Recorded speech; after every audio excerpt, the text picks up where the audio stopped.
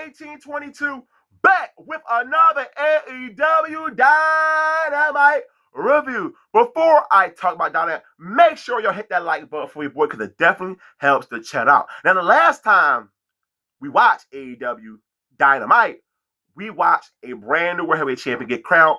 Darby Allin defeated LJ. And speaking of match with Jacob Freeman, he kicks off the show. He is upset at the fact that way he lost his belt in that fashion. He blamed RB Edward, he blamed Tony Khan, and he blames Darby Allin because he was not ready to defend that belt that night. Come off a tough battle with Kenny Omega. But we get Kevin Knight, who interrupts MJF. And both guys do have a little history with each other because they had a world title match. And Kevin Knight told, I came this close defeating you for the World Heavyweight Championship belt. And Kevin Knight had a confidence boost in this segment that he told MJF, I'll be willing to put my TNT Championship belt on a line against you. And they teased it won't happen tonight, but Matt said it will happen next week. Kevin Knight, I am so happy he's a TNT champion, and you can see Tony Khan. I definitely see a future in this guy. He is a future man of the player, and now he can work another match with MJF. The only thing I'm praying for that they find a way where Kevin Knight does not lose his championship belt against MJF, because MJF wins this TNT championship belt. My guess is at Double Nothing they're going to do the TNT championship belt on the line versus Darby Allin for the World Heavyweight Championship. Winner takes all. But I don't want Kevin Knight to be the reason why that storyline got to get the belt off him. But I just got to see what happens next week on Dynamite. Brody King versus Lio Rush. Now, Lio Rush, this gimmick, he was doing it in New Japan Wrestling. He bring it over to American TV on TBS and AEW. And I see a lot of potential in this character. But I would love to see Tony Khan and AEW explain what this character is about. Do some video events about this character. Who knows? It could be one of the most over things in the company. And you can see the crowd is enjoying it. Like, I'm a horror fan, so when I see something like this, it reminds me of a character out of a horror movie. And I love how Leo Rush be talking to himself while he's coming and this and that. So, hey, this is something. Just do a lot more with it. But Brody King gets the victory, got on the microphone. He's happy that Darby Allin won the world title, but we all know he wants to become a world champion someday. So if the time is available, he's going to challenge Darby Allin for the AEW World Heavyweight Championship belt. Adam Copeland had a backstage segment. FTR told Christian and Cope they would never get another opportunity at the AEW Tag Team Championship belts. But Cope said, hey, if y'all want to say y'all are the best tag team in the world, how about your faces at Double or Nothing and a New York City street fight? But the stipulation is, if we lose, we will retire as a tag team. We all know, once they got to the third match, Cope and Christian is going to win regardless. So it's not much of a spoiler, but man, that should be a very fun match at Double or Nothing. Manny Shirakawa versus Shida. This was a solid match, and the match got a lot of time. Manny Shirakawa feels like the possibility of Shida was the reason Toni Storm got took out. You know, Shida did work more like a heel in this match, getting the victory. And I will say, I appreciate what Shida been doing for the last couple years in AEW. Shida is very good in the ring, we know that. But she never had much of a character. But every single time when she's on AEW TV, you see her trying something different. I'm glad she's going this route. Now, Willow Nightingale does not have a program at the moment for a TBS Championship belt. How about you just do Willow Nightingale and Hikaru Shida? I don't see what else can you do with Willow Nightingale. Shida is the perfect opponent for her. So let's kick off this program between the two. Will Ospreay versus Mark Davis. This was a very fun match. And Mark Davis' stock is rising in AEW. I really enjoyed how this match, the crowd was chanting, this is awesome, this is awesome. And Mark Davis hit a power driver on the and raping. And Will Ospreay was selling his neck.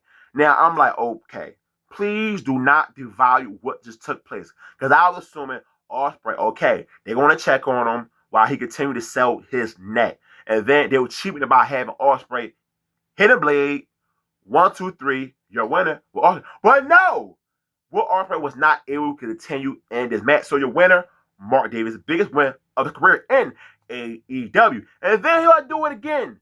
But you get Maurice Fear and you see the rest of the Death Riders and Moxley put a stop to it. And I'm like, okay, I see where they're going. Moxley and Ospreay is not over just yet. But when Will Ospreay get officially took out again, Moxley wants to be the reason why he's going to be out, not anybody else. So hey, Will Ospreay, Jon Moxley, is definitely happening, and I'm hoping it be inside a steel cage for the AEW Continental Championship. Good stuff right there from everybody involved. Welcome back. The Samoa Submission Machine, Samoa Joe crushed a jobber. I'm intrigued to see what they're going to do with Samoa Joe back on AEW television. Hook was out there to congratulate him on the win. Now, Joe told Hook to look for new members to reform the ops. He's been talking to Amy Bones, have not went anywhere with him, so I don't know where this thing going to go to with them trying to reform the ops, but I hope they get good members, because I did love the ops, when Powerhouse Hobbs was still there in AEW. But we will see how this thing going to come together. Darby Allin comes out for his first promo since winning the AEW World Championship. And I love the fact that Darby Allin said, hey, this could end any day of the week. And I'm going to defend this belt until my body just can't do it no more. Darby Allin is a transition champion. And I know what this means. This guy is going to give everybody an opportunity at the world title. We've seen over challenge for the U.S. belt, the Continental Championship belt. But now, with the World Heavyweight Championship belt, this is genius. Now you get people to tune in every single week and see who will get a shot for the World Heavyweight Championship. Now, MJF did come out. He told him, give me my belt. But like I said earlier in the show, with Kevin Knight and MJF, he did say, what are you willing to put on the line? So my guess is, if you win that championship belt, he's going to put that championship belt on the line. But I hope I'm wrong. Maybe MJF going to say, hey, if I lose, I will leave AEW, or maybe do the Hangman still. I don't know. But there's going to be something between MJF and Darby Allin very soon. But let's talk about this main event match for World Heavyweight Championship. Tommaso Ciampa, Darby Allin. This was a kick-ass main event. And he did that psycho driller outside, hitting the ring. Oh my God. And then that one spot where he was sitting on something and Darby Allin had a dive on him, went through the table. Oh my God. This was a hard-hitting match between Tommaso Ciampa and Darby. And I love the way when he had him in that Scorpion Deathlock. And Tommaso Ciampa tried all types of ways to get out of it. It was going so good. I want him to get the ropes, but he did not. He tapped out. Still your AEW World Heavyweight Champion, Darby Allin. And I love to see these guys run it back someday. So that's his first successful AEW World Title defense. And then we got, once again, Brody King come out and say, hey, I'm proud of you, Darby. But next week on Dynamite is my shot for the AEW World Heavyweight Championship. Both guys are former rivals, now friends. And now we have another Darby Allin World Title match.